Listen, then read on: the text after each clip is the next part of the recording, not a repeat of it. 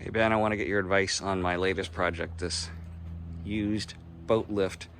So the problem with this boat lift, it's fully operational, but my concern that I want to try to fix before I install this is this. So this pin here goes through this hole. It's not lined up. Normally it slides back here.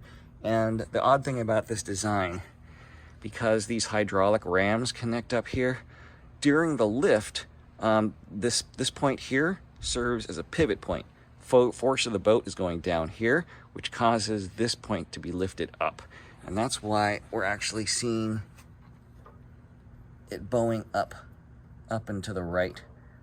And there's actually this short tube that was in here, and the welds have been broken. It's supposed to go in like that.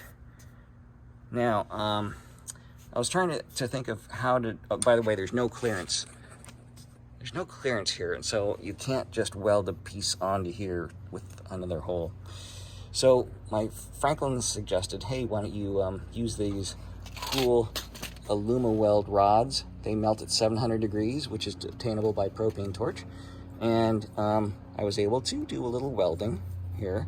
The problem is that as soon as I try to weld it onto something like this, it's impossible. I can't get it up to 700 degrees. And I'm starting to think I'm not gonna. This is really substantial. And that's probably why you need to use something fancy to weld aluminum. So I don't think I'm gonna be able to do this. So there's a couple of other options. One idea I had is I do have this aluminum it's a square tube.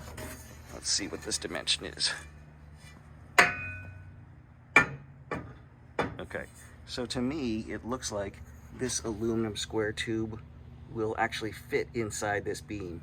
So one idea I had was, what I do is I cut out a section of this beam underneath and slide a section of this up. Cut it off here, and then drill through this. This is pretty thick stuff, and I think that will probably give me some additional life. So that's one idea I had.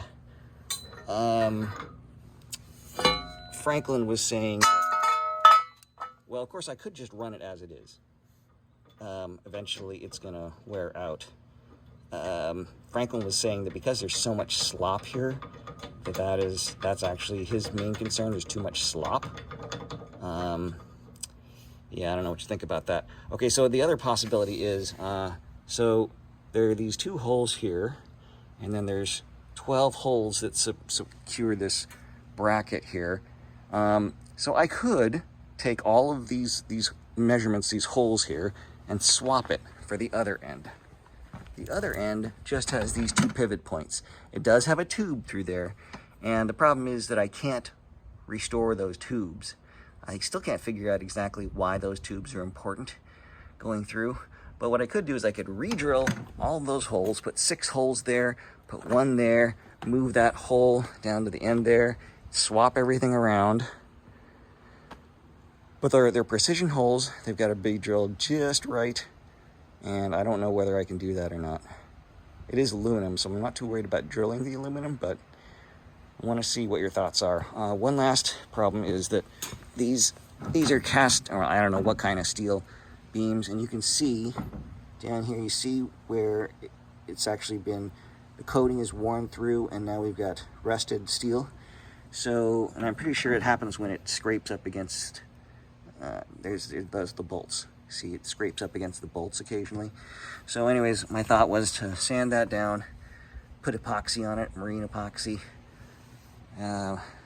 Actually sand it down, put Rust-Oleum zinc primer, then marine epoxy, then plastic coat. So I don't know what you think about that. I could just leave it as is. Probably it's not going to rust through, but it seems like trying to reduce the rust is probably a good idea.